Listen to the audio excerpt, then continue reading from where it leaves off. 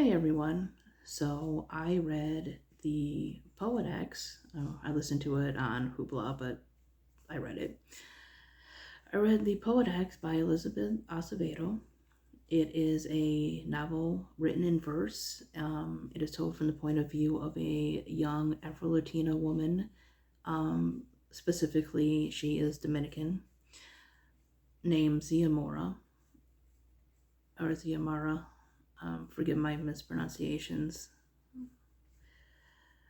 And basically, it is about her relationship with her mother, her belief, or I guess in some ways you would say non belief in God, or at least her questioning about religion. Um, they are, if I remember correctly, and it does very much seem like that, they're, a Catholic family. And there's a lot of rules for her. She is a twin. And it seems she and her brother get along. They're, boy girl twins. I believe it said he was like technically the oldest. And there's a lot more pressure put on her. There's a lot more rules, more chores for her. And, she obviously doesn't think that's fair. Um, she doesn't like the fact that she's basically taught to hide her body because, she is a young woman going through changes, and you hear a lot about that in like a lot of, you know, religious families and religious circles. Not all of them, thankfully.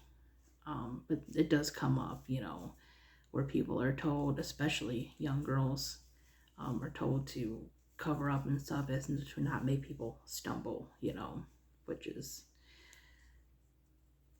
that other person's fault. So yeah, it's dealing with a lot of I don't know if you would full on call it religious trauma, but a lot of religious questioning, a lot of religious unfairness. Like I said, there's a difference between how her brother's treated and how she's treated. It's never really said that, the parents don't love both of them, but obviously there is somewhat of a difference in the gender and, like I said, the rules that she has and stuff.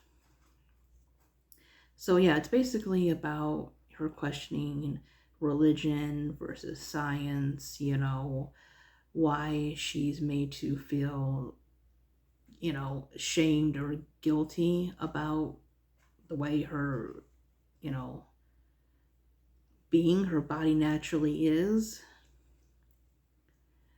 about school, about other things. It's really just, the mind of a high school girl. She doesn't feel that she can talk to her parents, especially her mother, her very religious mother, about these kind of things. And so she discovers poetry, specifically like slam poetry, spoken word poetry. And so, yeah, it's basically just like ongoing spoken word poems about her life. I thought it was really well done. I thought we got a great insight to who the character was, and you really felt for her. And she just seemed like a real person. The audiobook is less than 4 hours, I think. It's pretty short.